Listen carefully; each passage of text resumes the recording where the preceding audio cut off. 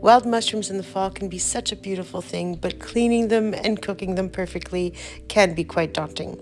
So I asked a friend of mine, Geert Vanrossum, to show us how to clean them and cook them perfectly every time. So first we start with the cleaning process.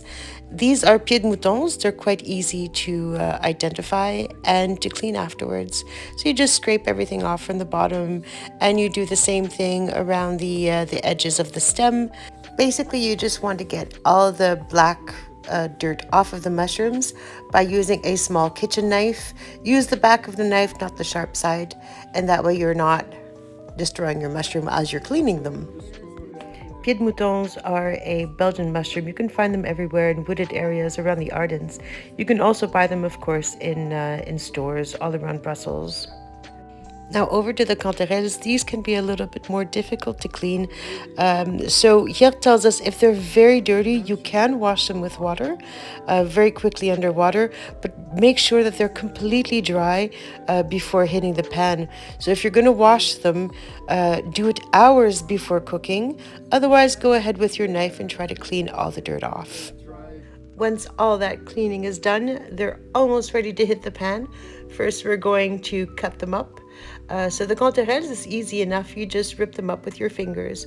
Try to get them about as evenly as possible.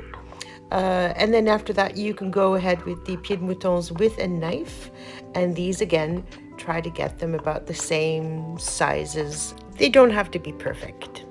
Now we have a little bit of extra prepping to do with 1 onion and a little bit of parsley. So first you start by very finely chopping your onion. Really go as finely as you possibly can without hurting yourself. Do the same with the parsley. Chop it up as finely as possible. The trick with the pan is to get it really, really hot. You add some oil, not butter, and then you add your mushrooms immediately to the pan. That way the oil doesn't burn. Don't overload your pan. Make sure all the mushrooms are touching the bottom of the pan. Do it in many times if you have to. Also, let them cook, let them sizzle. Don't move them around too much at the beginning until you hear them really sizzling. That way you're not dispersing too much of the heat on the pan. So just turn them around once you've heard them make a nice little sizzling noise. The pieds de moutons and other mushrooms might contain extra water. And once you start cooking them, all the water starts coming out. You don't want to have too much water in the bottom of your pan, of course. If that happens, make sure to drain your pan and put them back on afterwards and keep cooking them afterwards. We want to be able to sizzle the mushrooms, not boil the mushrooms, and that's really important.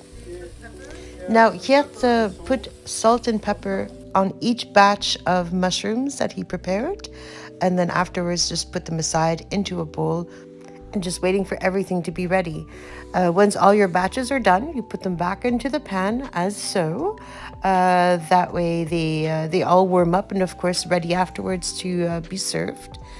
You add some salt and pepper again, just so that it's evenly spiced, and don't worry too much about the salt. Mushrooms really do like salt. Just make sure that you're putting the salt really at the end. You add your onions, your finely chopped onions, and you add some butter. 1 or 2 tablespoons is fine. Basically, you just want to wait for the butter to melt completely. Once the butter is melted, basically your mushrooms are ready to go. So don't wait too long. Don't sizzle them too much with extra butter or extra oil. This is it. Just let the butter melt with the onions. Remove the mushrooms at this point from the heat, and you're going to want to add the parsley now to add some color and some taste before plating up. Time to dress these beautiful mushrooms. So we just put them directly on some toasted sourdough bread with a bit of pecorino and some nice olive oil. Enjoy!